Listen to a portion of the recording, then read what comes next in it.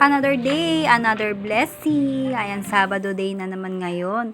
Kaya naghanap na naman ng galaan si Mamita at sinama nga pala kami. Siyempre, sama naman kami. Sayang naman ang tanawin. And siyempre, para may upload na. July 6 nga pala yan. Ngayon ko nga lang din po pala may edit. Ito nga po pala yung una naming pinuntahan. At dito kami napadpad sa Mahogany Forest.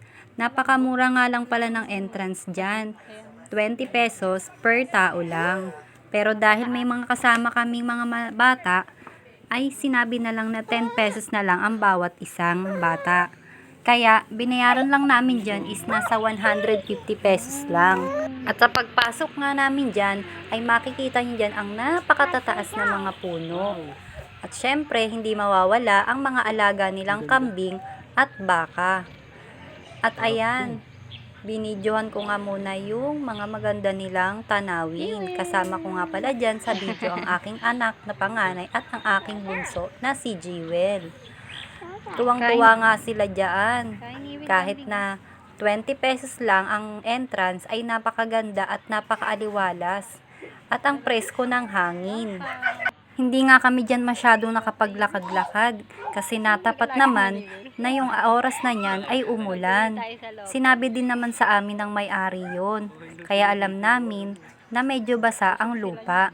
Hindi ka nga din pwedeng maglakad ng mabilis kasi baka madulas ka.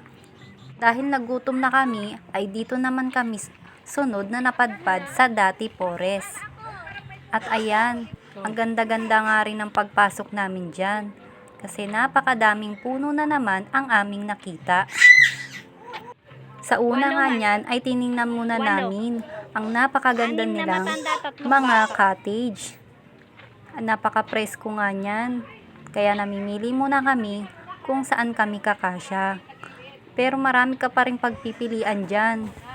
Napakarami nilang vacant kung gusto mong magdala ng maraming bisita.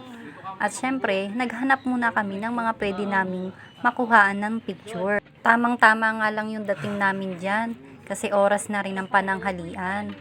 At habang nag-aantay nga kami sa iba pa naming kasama, nilibot muna namin ang loob ng Dati Forest. Ayan, napakaganda nga ng mga pwede nilang pagpicturan dyan. Makikita nyo naman, ang dami nilang pwedeng pagpicturan at ang daming bakante kung marami kang bisita na kasama. Meron nga pala dyan yung wishing well. Napakaganda nga din. Ito nga pala yung pa-heart nga nila na pwede kayong mag-picture-picture ng pamilya mo. At syempre, hindi magpapahuli ang aking baby Jewel.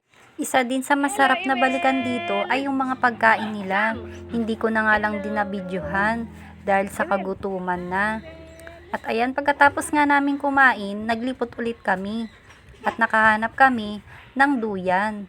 Tuwang-tuwa nga dyan si Baby Jewel at si Ate Samsam. At dahil nagsawa na ang mga bata, ay naghanap naman kami ng iba naming mapipicturan. At ito nga pala yung picture namin bago kami umalis. Yun lang. God bless!